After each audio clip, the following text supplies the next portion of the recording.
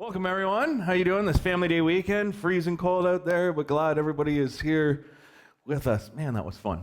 Well, back to the wilderness we go. This whole year, we've been talking about Jesus' primary wilderness experiences, and we walked with him through his 40 days of temptation in the desert. We escaped with him by a lake and up a mountainside as he discovered that the power of love trumps power itself. And now we're heading again with him to his next wilderness experience.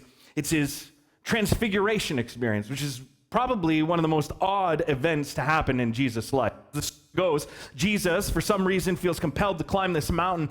He meets with these Old Testament characters at the top, Elijah and Moses, symbols of the old way, these towering figures representing love and justice. And it's weird because we're not told at all what they talked about up there. But what we realize is that when Jesus comes back down from the mountain, from that transfiguration experience, a whole lot about Jesus seems very different. Like what? Well, three things. He comes back down from the mountain, the masses leave him. He's gone, suddenly becomes very unpopular. Second, Jesus starts talking very clearly and very often about his own death. And third, he seems resolute about heading to Jerusalem. To travel the path of death and resurrection, Jesus is convinced he must literally walk the path to Jerusalem. And over the next 6 Sundays, what we're going to do is this. We're going to look at the parables, stories Jesus told, but these set of stories are unique because Jesus told them after his transfiguration experience. So after he becomes sort of obsessed with his own death and heading to Jerusalem, he tells these stories. And because of that, what I've come to think is this, that each of these stories points to a specific death we must die in order to find resurrection life, in order to find new life, better life. There's something we must die to. Each of these stories sort of point to that. And so we begin this morning with the glorious, confusing, bewildering story of the unforgiving servant. So in Matthew 17, we have Jesus up, transfiguration. In Matthew 18, he's come down from the mountain, and he begins speaking at length about forgiveness. And we'll pick up the story in verse 21. Peter's chatting with him. Peter came to Jesus and asked, "Lord, how many times shall I forgive someone who sins against me? Up to 7 times?" Jesus answered, "I tell you, not 7 times, but 77 times." So before we even get to the story, Jesus is giving this sort of teaching on forgiveness. And Peter here is playing a numbers game, you could say. He's one of these people who doesn't like sermons who are not very, very practical. So he starts to get very practical with Jesus. Jesus, come on, let's get specific here. How many times should a person be forgiven? 7? Because, come on, Jesus, if I forgive some more than 7 times, am I not at that point really just enabling them? Am I not sort of empowering them to sort of continue to hurt me? Am I not sort of victimizing myself at that point? And Jesus' response is very curious and very dark and brooding, and yet it points all the way back to Genesis 4, the story of Lamech. But I think what Jesus is getting at will find a much fuller expression in this story he's about to tell. And in my mind, Jesus points to something specific. Forgiveness at its core is fundamentally about death and resurrection. Here's the story that Jesus tells. "Therefore, the kingdom of heaven is like a king who wanted to settle accounts with his servants. As he began the settlement, a man who owed him 10,000 bags of gold was brought to him." 10,000 bags of gold. If you have a Bible in your margins, it'll give you a little number here. But it's intentionally supposed to be ridiculous. I was looking at this week. For the average laborer wage, it would take the average laborer, let me double check this, 200,000 years to pay off 10,000 bags of gold. 200,000 years. In today's money, we're looking at $12.5 billion. That's what this guy owes the king. Since he was not able to pay, naturally, the master ordered that he and his wife and his children, all that he had, be sold to repay the debt. Okay, starts to get a little weird. The servant fell on his knees before him, and you can understand where it gets a little humorous here. "Be patient with me," he begged, "and I will pay back everything." Apparently, this guy's got 200,000 years. The servant's master took pity on him, canceled the debt, and let him go. But when that same servant went out, he found one of his fellow servants who owed him 100 silver coins, about $100. He grabbed him and began to choke him. "Pay back what you owe me," he demanded. His fellow servant fell to his knees, begged him, "Be patient with me, I'll pay you back." But he refused. Instead, he went off and had the man thrown into prison until he could repay the debt. Now, when the other servants saw what had happened, they were, as you might imagine, greatly distressed. They went and told their master everything that had happened. The master called the servant in. "You wicked servant," he said, "I canceled all that debt of yours because you begged me to. Shouldn't you have had mercy on your fellow servant just as I had in you?"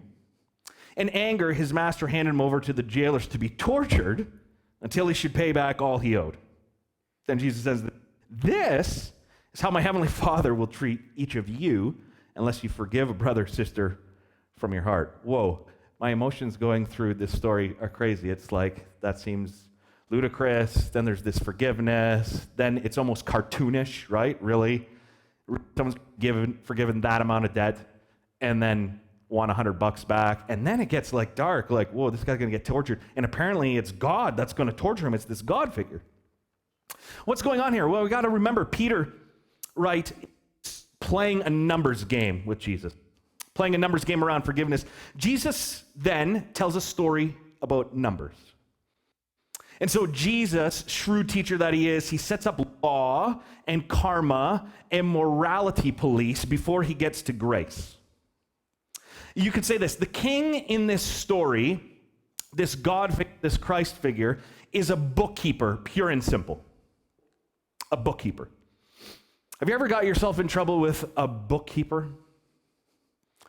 Not a fun experience. I have to say this: we have some great bookkeepers here at Nexus, do a wonderful job taking care of all of our money. So I'm sorry I'm about to diss you a little bit, but wonderful job. I remember when my last trip to Uganda, back in, I think it was 2011, 12, something like that.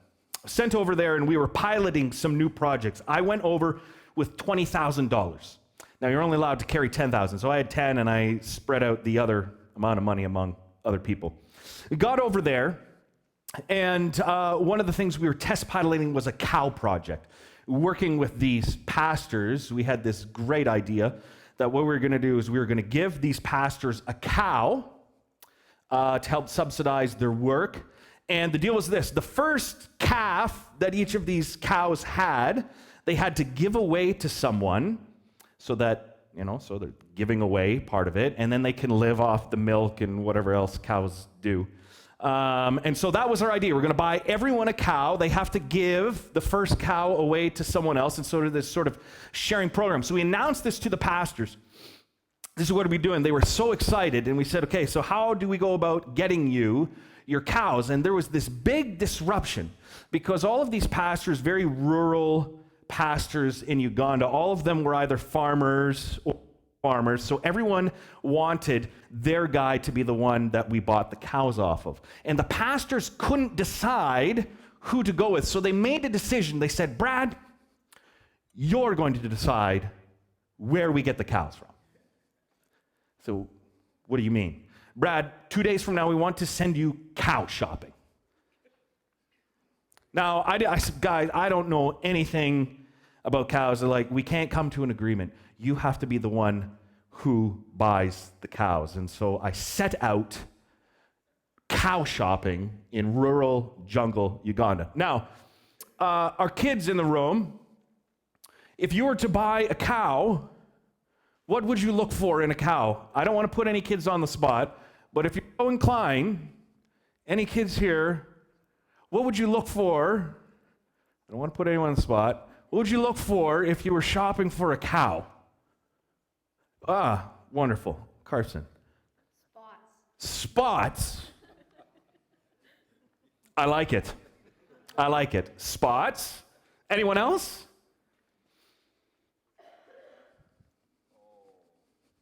Oh, you got something? Yeah, sure. Yeah. They'd have to be better than the other ones.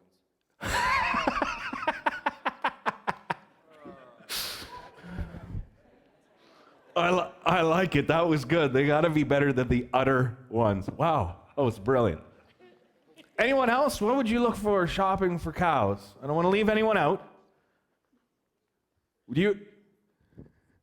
Oh, here we go. All right. What would you look for shopping for a cow? Milk. That they made a lot of milk? Awesome. And how would you tell that? No idea? You and me both. No idea. All right. Now, the collective wisdom we've gathered here is what I went shopping with. Spots would be good. Milk, I think, though I had no idea how to determine that. So there I am out shopping for cows, and it took all day. Like, we were out in rural Uganda, and I remember we were going around to 10 different farmers, and my Ugandan accent isn't great, but it was always like, you park here, then walk into the jungle. There is a cow with a post, and that cow there be the one that you buy. What? So like just wandering in the jungle, we come up to these cows, and like that one looks good, I guess. So I ended up buying like 10 cows that day. Now here's the problem for the bookkeepers. Try getting yourself a receipt in rural Uganda. So I spent in total, I think, about $5,000. And I remember one, I bought off one farmer, and I'm like, could I get a receipt for that? And he just looked at me puzzled. I remember it was like a napkin.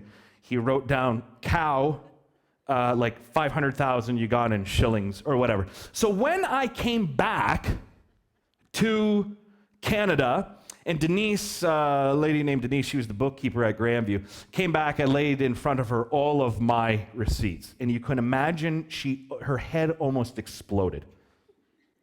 And it's not that it was, just, hey, too bad about that, Brad. It's like government people apparently look at all the receipts churches make. And here I'm like, I've got a napkin here.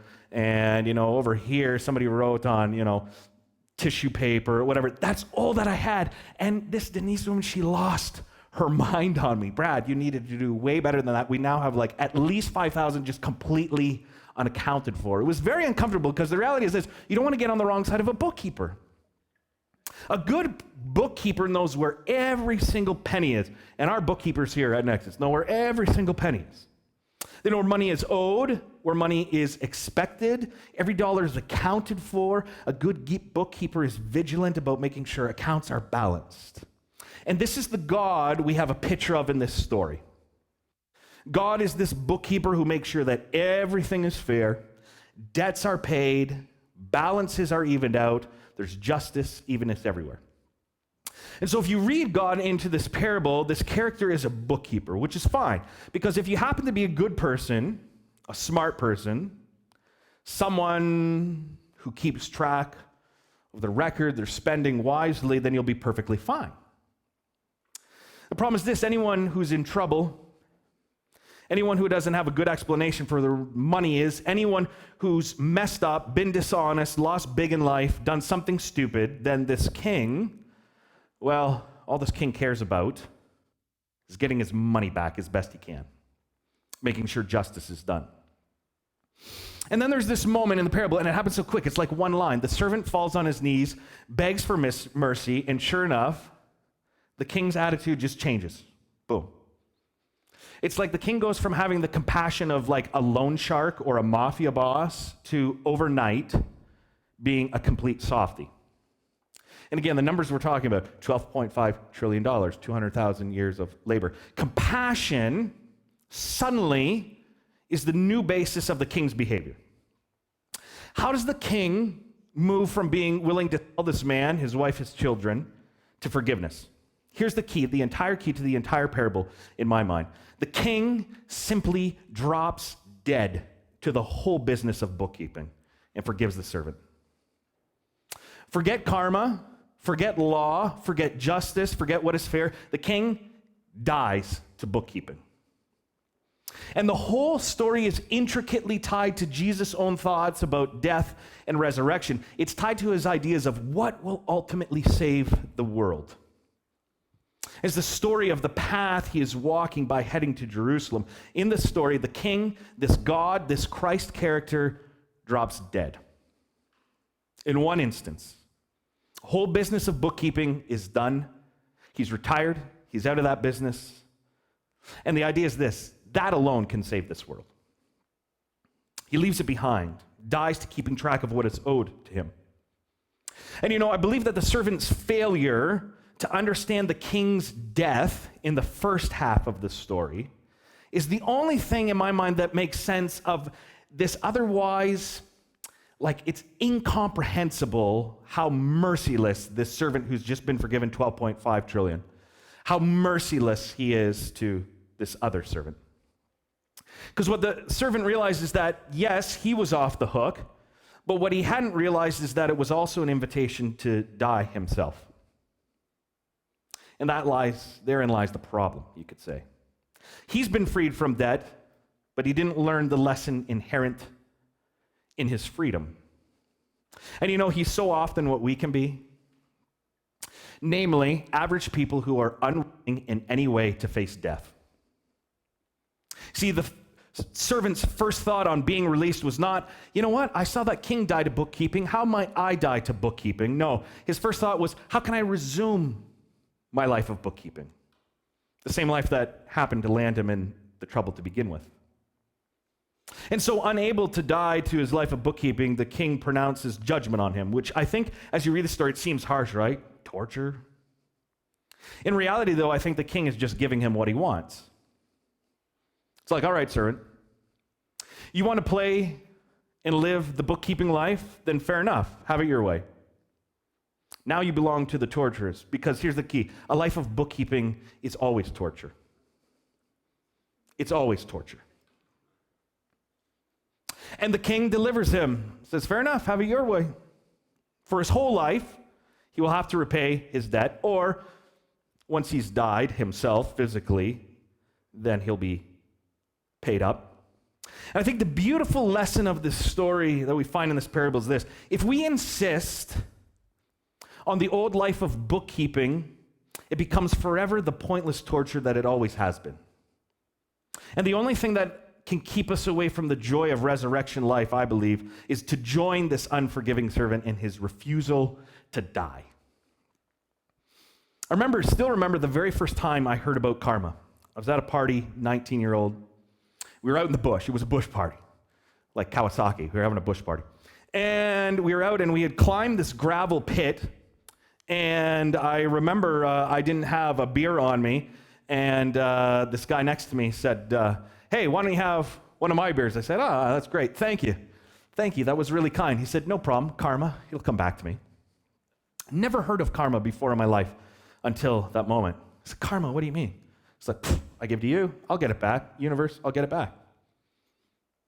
As I've thought about karma, this idea that what we put out, we get back,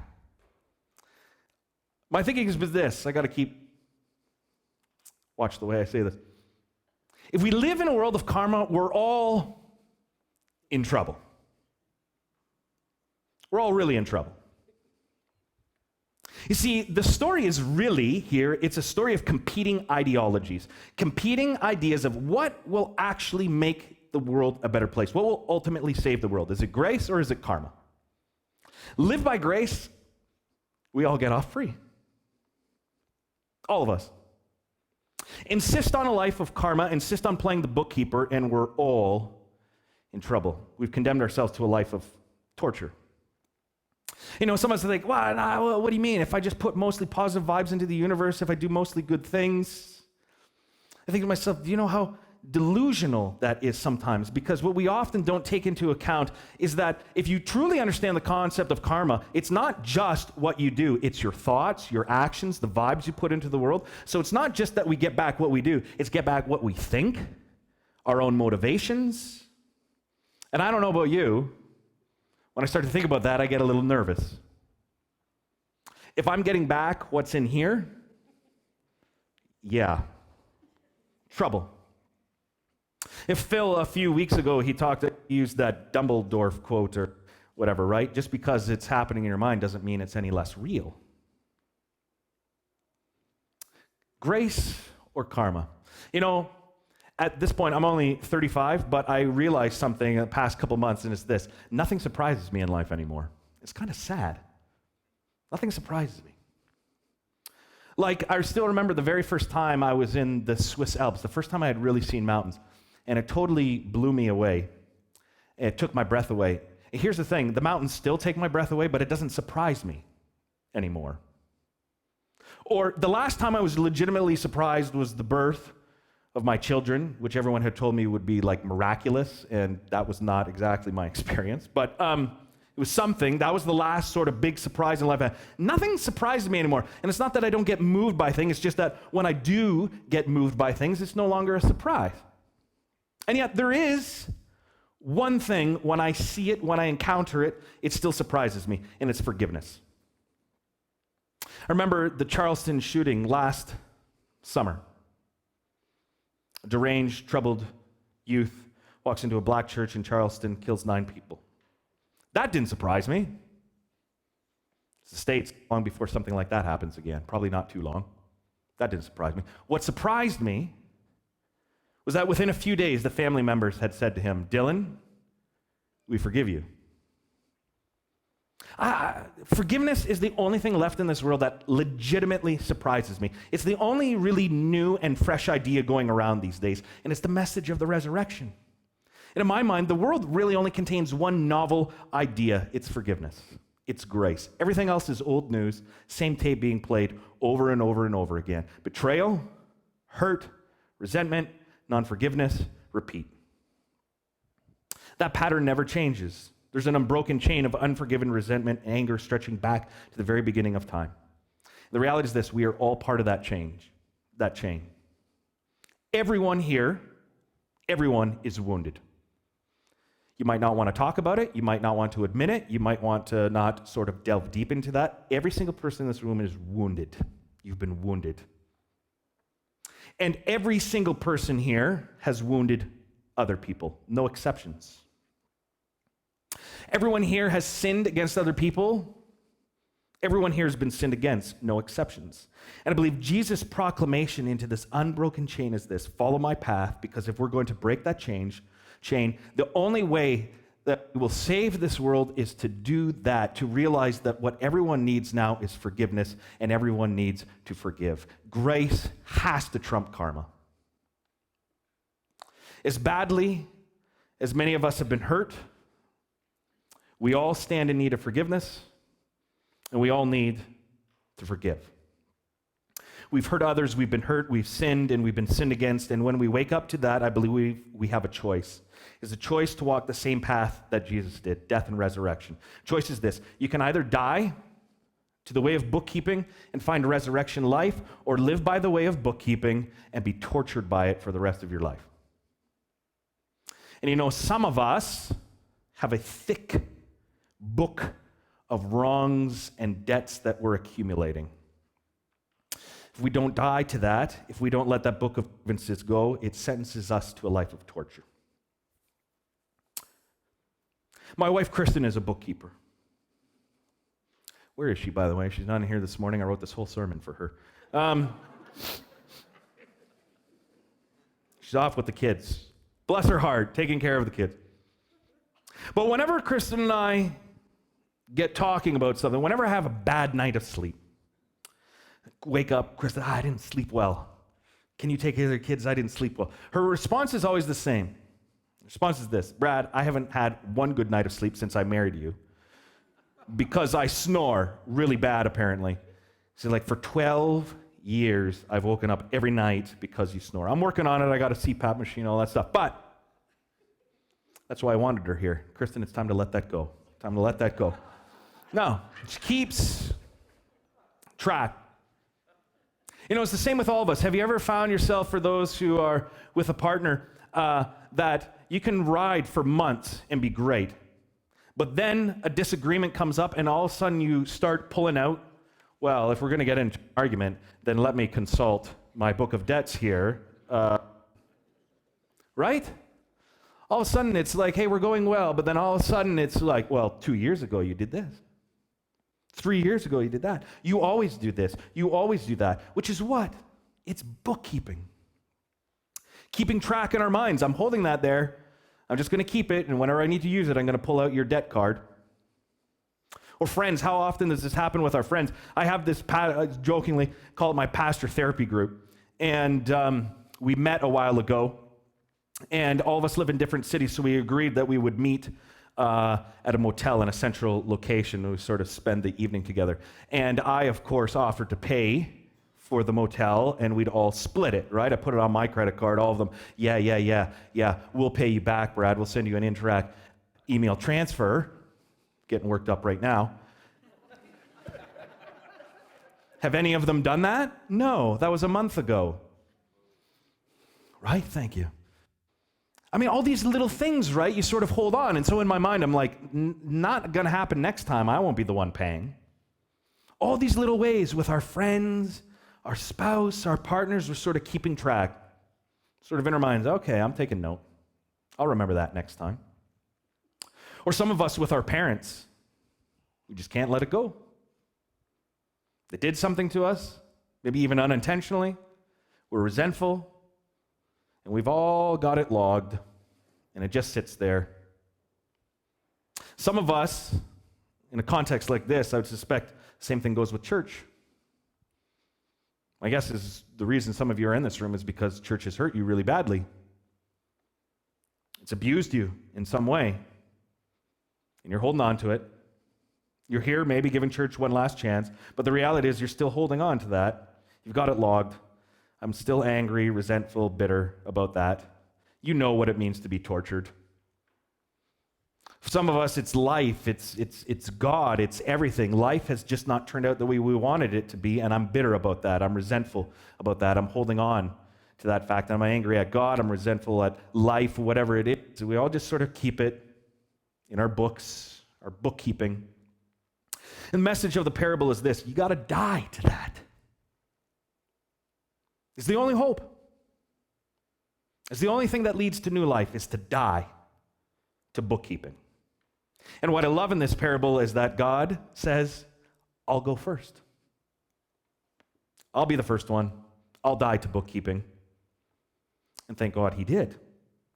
You know, Jesus' way of death and resurrection has many dimensions. At one level, I think his death and resurrection were definitely physical events. The body of Jesus died, and it was raised. The cosmic universe at its deepest level sort of suddenly had a new set of laws. Something radically new, physically new, appeared within history. And this aspect should never be sort of understated. But the death and resurrection of Jesus was also a spiritual event, and that is so important because in the resurrection of Jesus, we are given not just the potential for a resurrected body and a resurrected cosmos someday in the future, we are given as well the possibility of forgiveness, grace, of being forgiven, and of forgiving each other.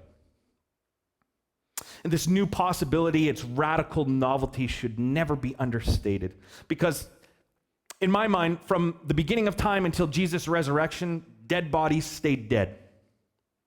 And from the beginning of time until Jesus' resurrection, wounded, hurt, betrayed, dead hearts stayed wounded and dead. But that has all changed because now there are new possibilities. The resurrection of Jesus is not just the unbelievable new possibility of physical resurrection. The resurrection gives us the equally unbelievable possibility of newness of life that forgiving and being forgiven offers. I'm going to ask the band to come and close us out with a song. I have to realize as we travel this path, Jesus is heading to Jerusalem on this incredibly difficult path. He's heading straight towards his death. But what he holds on to the whole time is that as he goes there, on the other side, there will be new life resurrection. And some of us perhaps are thinking, I cannot let go. I cannot die to that. You have no idea what the church did to me. You have no idea what my parents or spouse or whoever, life, God, you have no idea what they did to me. And the reality is I don't. I don't. But I believe the truth is this: until we're willing to die to bookkeeping, sentenced to a life of torture. This Easter season, I hope our 40-day journey can be a time where we can start the process of dying to bookkeeping. I'm going to hand it over to Dave and the band. This is a song called Lord Have Mercy, and then if you'll just dismiss us after as we go. Thanks, Dave.